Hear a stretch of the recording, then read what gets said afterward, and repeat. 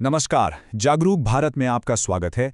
देश की सुरक्षा और आपकी जागरूकता के लिए हम लाते हैं हकीकत से जुड़ी हर वो कहानी जो आपको जानना जरूरी है। आज हम बात करने वाले हैं एक ऐसे फैंटम की, एक ऐसे भूत की जो पूरे 25 सालों तक हमारे सिस्टम की आंखों में सीधे सीधे धूल झोंकता रहा।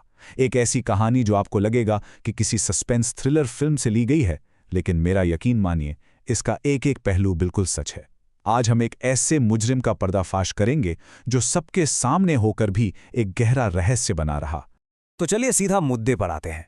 जरा एक पल के लिए सोचकर देखिए, क्या एक खूंखार भगोड़ा, एक मासूम बच्चे का बेरहम हत्यारा उसी राज्य की पुलिस से 24 घंटे की वीआईपी सुरक्षा पा सकता है?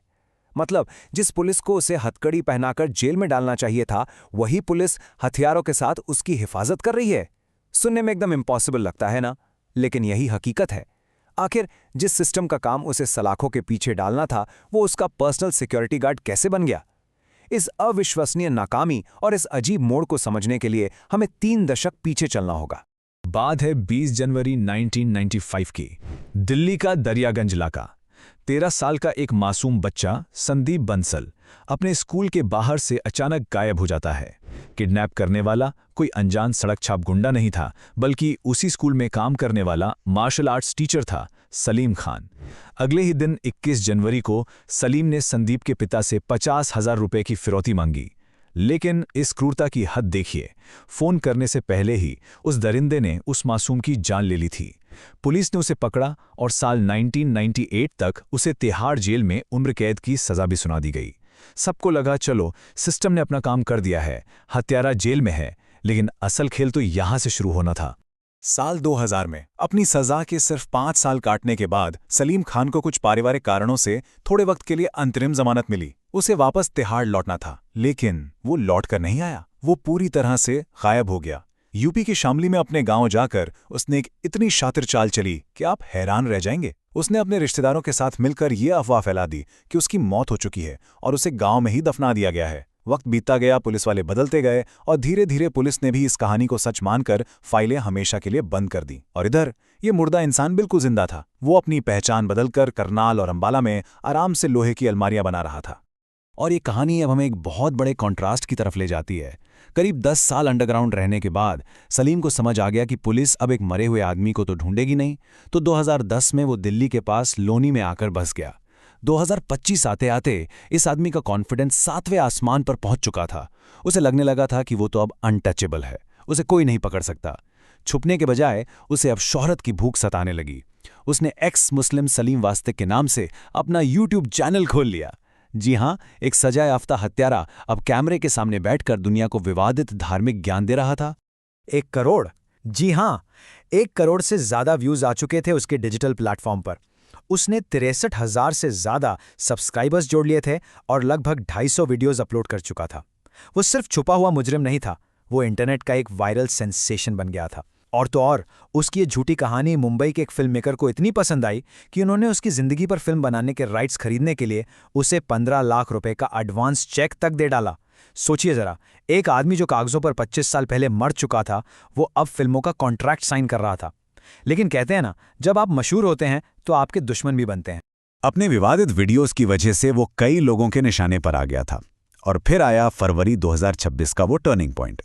लोनी में ही जीशान और गुलफाम नाम के 2 भाइयों ने सलीम पर जानलेवा हमला कर दिया। उन्होंने उसका गला रेतने की कोशिश की। वो बुरी तरह जख्मी हुआ, लेकिन बच गया। अब क्योंकि ये मामला पूरे इलाके में सांप्रदायिक दंगे भड़का सकता था, तो यूपी पुलिस को बीच बचाव करना पड़ा। और यहीं पर हमारी कहानी का वो सबसे शॉकिंग मोड़ आता है। यूपी पुलिस ने इस तथाकथित मशहूर यूट्यूबर की हिफाजत के लिए अपने 2 हथियारबंद गनर तैनात कर दिए। मतलब राज्य ने एक उम्र कैद से भागे हुए खूंखार हत्यारे की सुरक्षा में अपने ही जवान लगा दिए। तो अब सबसे बड़ा सवाल, जो आदमी पुलिस की ही गाड़ी में इतने सालों से आराम से घूम रहा था, वो आखिर पकड़ा कैसे गया? भाई, किसी बड़ी पुलिस इन्वेस्टिगेशन से नहीं, बल्कि अपने ही घमंड से। जब उसे सरकारी बॉडीगार्ड्स मिले तो उसका ईगो इतना बढ़ गया कि वो अपने ही गनर्स के साथ बदतमीजी करने लगा, उन पर हुक्म चलाता। इसी ड्रामे के बीच उसके ही एक करीबी रिश्तेदार ने यूपी पुलिस को एक गुप्त टिप दे दी। उसने बताया कि जिसे आप यूट्यूबर समझकर सिक्योरिटी दे रहे हो, वो असल में 1995 का भागा हुआ कातिल सलीम खान है। पुलिस चौंक गई। उन्होंने चुपचाप दिल्ली पुलिस से संपर्क किया। कड़क डूमा कोर्ट की 31 साल पुरानी फाइलें निकाली गईं, बहुत ही सीक्रेट तरीके से उसके फिंगरप्रिंट्स मैच किए गए और बूम, निशान पूरी तरह से मैच कर गए।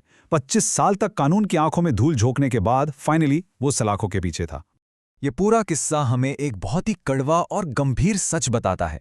एक मुजरिम चाहे कितनी भी चालाकी कर ले, वो हमेशा अपने पीछे सुराग छोड़ ही देता है। 25 सालों तक सलीम खान ने ये बहुत बड़ा झूठ जिया। उसने पैसे कमाए, फेम कमाया और खुद को भगवान समझने लगा। लेकिन इस सब के बीच हमें उस 13 साल के मासूम संदीप के परिवार को बिल्कुल नहीं भूलना चाहिए। वो तो दशकों तक अपने बच्चे को खोने के गम में तड़पते रहे ना, जबकि उनका कातिल इंटरनेट पर स्टार बना बेखौफ घूम रहा था। एक झूठी मौत और एक नई डिजिटल पहचान ने पूरे सिस्टम को 25 साल तक अंधा बनाए रखा, लेकिन अंत में सच्चाई सामने आ ही जाती है। आज हम जिस डिजिटल युग में जी रहे हैं ना, वहां कोई भी इंसान इंटरनेट पर अपना एक झूठा मुखौटा पहन सकता है। लाखों लोगों के सामने एक बहुत शरीफ और कॉन्फिडेंट चेहरा पेश किया जा सकता है, जिसके पीछे एक बेहद खौफनाक सच्चाई छिपी हो। तो ये कहानी सिर्फ हमारे सिस्टम के फेलियर का उदाहरण नहीं है, बल्कि आपके और मेरे लिए एक बहुत बड़ी वार्निंग है। अगली बार जब आप किसी ऑनलाइन इन्फ्लुएंसर को आंख बंद करके फॉलो करें, तो खुद से एक सवाल जरूर पूछिएगा, क्या आप वाकई जानते हैं कि वो इंसान असल में कौन है? स्क्रीन के पीछे की सच्चाई क्या है? इस कहानी से सीख लें और हमेशा सावधान रहें। अगर आपको एक्सप्लेनर पसंद आया हो तो प्लीज़ वीडियो को लाइक करें और इसे शेयर करें, ताकि और लोग भी जागरूक बन सकें। सतर्क रहें, सुरक्षित रहें। जागरूक भारत को सब्सक्राइब करने के लिए धन्यवाद। जय हिंद।